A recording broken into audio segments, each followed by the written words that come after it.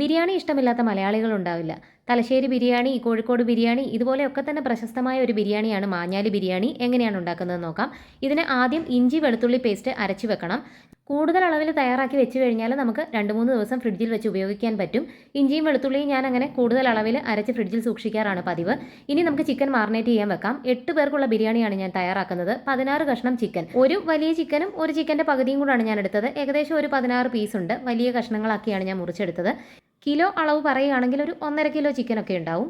ഇതിലേക്ക് 1/2 ടീസ്പൂൺ മഞ്ഞൾപ്പൊടി, 1.5 table spoon Kashmiri മുളക് പൊടി, എരിവുള്ള മുളക് പൊടിയല്ല, 1.5 ടീസ്പൂൺ കുരുമുളക് ചതച്ചത്, 1.5 ടീസ്പൂൺ ഗരം മസാല. ഗരം മസാലയിൽ ഞാൻ കൂടുതൽ അളവിൽ പെരിഞ്ജീരകമാണ് ചേർത്തിരിക്കുന്നത്.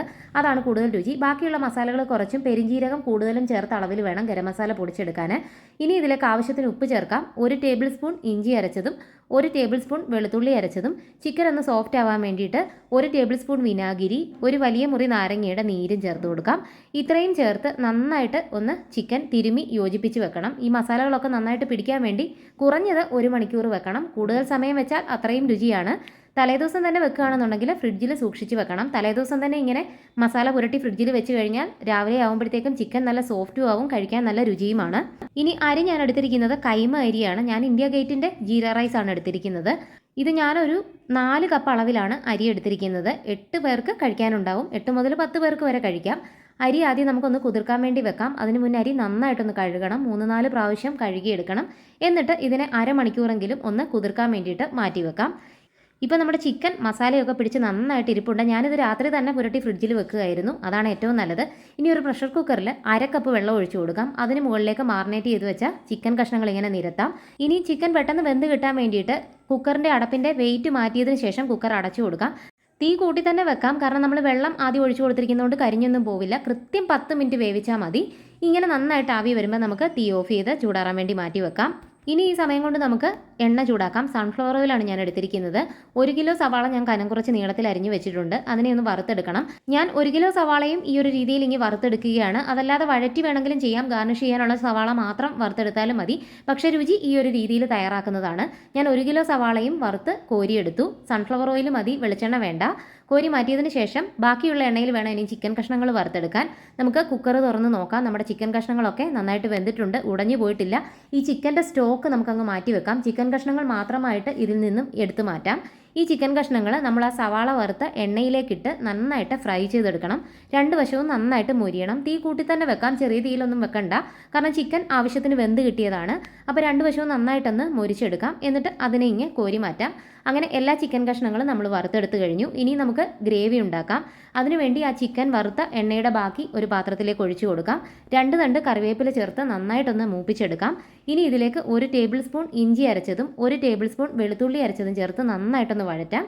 ഈ ഇഞ്ചിയുടെയും വെളുത്തുള്ളിയുടെയും പച്ചമണമൊക്കെ ഒന്ന് മാറി വരണം. നന്നായിട്ട് തന്നെ വഴറ്റിയെടുക്കാം. ഇനി ഇതിലേക്ക് 2 വലിയ തക്കാളി കനം കുറച്ച് നീളത്തിലരിഞ്ഞതും 3 നല്ല എരിവുള്ള പച്ചമുളക് നീളത്തിൽ കീറിയതും ചേർത്ത് കൊടുക്കാം.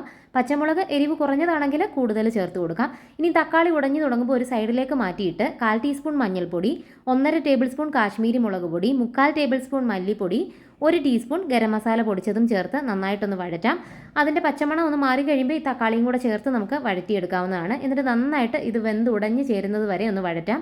ഇനി നമ്മൾ നേരത്തെ വറുത്ത് മാറ്റി വെച്ചിരിക്കുന്ന സവാളയിൽ നിന്നും കുറച്ച് ഗാർണിഷ് ചെയ്യാൻ എടുത്ത് മാറ്റി വെച്ചതിന് ശേഷം ബാക്കിയുള്ളത് ഇതിലേക്ക് ചേർത്ത് കൊടുക്കാം. എന്നിട്ട് നന്നായിട്ട് ഒന്ന് ഇളക്കി യോജിപ്പിക്കാം. ഇനി ഇതിലേക്കൊരു 1/4 കപ്പ് തൈര് കൂടി ചേർത്ത് കൊടുക്കാം. തൈരും ചേർത്ത് നന്നായിട്ടൊന്ന് ഇളക്കാം. ഇനി നമ്മൾ ആ ചിക്കൻ വേവിച്ചപ്പോൾ അധികം വന്ന സ്റ്റോക്ക് കൂടി ഇതിലേക്ക് ചേർത്ത് കൊടുക്കണം.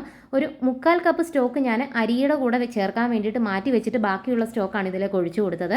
ഇനി ഇതിലേക്ക് 1 പിടി മല്ലിയിലയും 1 പിടി പുതിനയിലയും ചേർത്ത് കൊടുക്കാം. നന്നായിട്ടൊന്ന് ഇളക്കി യോജിപ്പിക്കാം. ഒന്ന് തിളച്ച് എണ്ണ തെളിഞ്ഞു തുടങ്ങുമ്പോൾ നമ്മൾ നേരത്തെ വറുത്ത് വെച്ച് ചിക്കൻ കഷ്ണങ്ങൾ ചേർത്ത് കൊടുക്കാം. നന്നായിട്ടൊന്ന് ഇളക്കി കൊടുക്കണം. ഈ ഗ്രേവി ചിക്കൻ കഷ്ണങ്ങളുടെ എല്ലാ വശത്തും ഒരേ രീതിയിലൊന്നാവണം. ഉപ്പ് നോക്കിയിട്ട് വേണമെന്നുണ്ടെങ്കിൽ അല്പം കൂടി ഉപ്പ് ഈ സമയത്ത് ചേർത്ത് കൊടുക്കാം.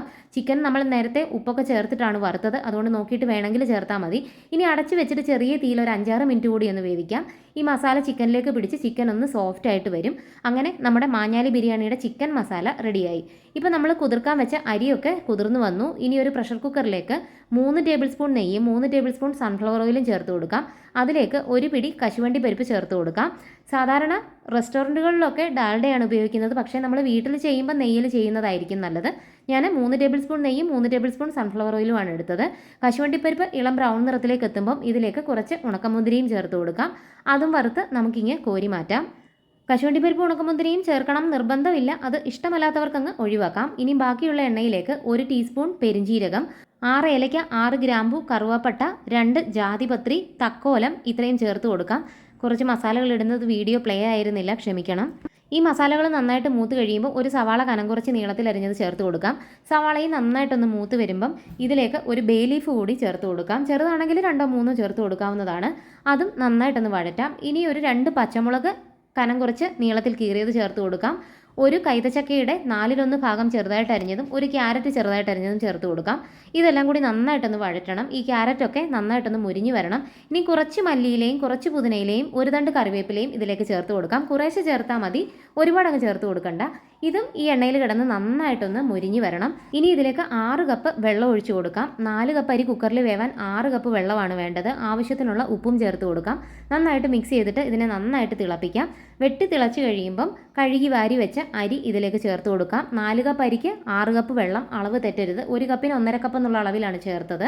ഇനി നന്നായിട്ട് ഇതിനെ ഒന്ന് ഇളക്കി യോജിപ്പിക്കാം. ഇനി കുക്കർ അടയ്ക്കുന്നത് വെയിറ്റ് മാറ്റിയിട്ട് വേണം. തീ കൂട്ടി വെച്ചിട്ട് വെയിറ്റ് ഇല്ലാതെ കുക്കർ അടയ്ക്കാം. ഇതിങ്ങനെ നീക്കുന്നതായതുകൊണ്ടാണ് ഞാൻ ഇങ്ങനെ ചെയ്തത്. നന്നായിട്ട് ആവി വരുമ്പം വെയിറ്റ് ഇട്ട് കൊടുക്കാം. എന്നിട്ട് തീ ഏറ്റവും ചെറുതാക്കിയിട്ട് ഒരു 5 മിനിറ്റ് ഇതിനെ ഒന്ന് വേവിച്ചെടുക്കാം. അതിനുശേഷം നമുക്ക് വെയിറ്റ് മാറ്റി പ്രഷർ അങ്ങ് കളയാം. എന്നിട്ട് ചൂടോടുകൂടി തന്നെ കുക്കർ തുറക്കണം.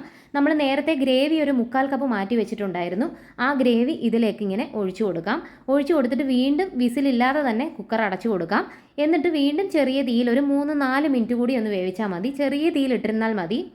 പ്രഷർ പോയി കഴിയുമ്പോൾ കുക്കർ തുറക്കുമ്പോൾ നമ്മുടെ ചോറ് കൃത്യമായ പരുവത്തിൽ വെന്തിരിക്കും. ഇതിപ്പോൾ കൈമേരി അല്ല ബസ്മതി റൈസ് ആണെങ്കിലും ഈ ഒരു രീതിയിൽ ചെയ്താൽ മതി.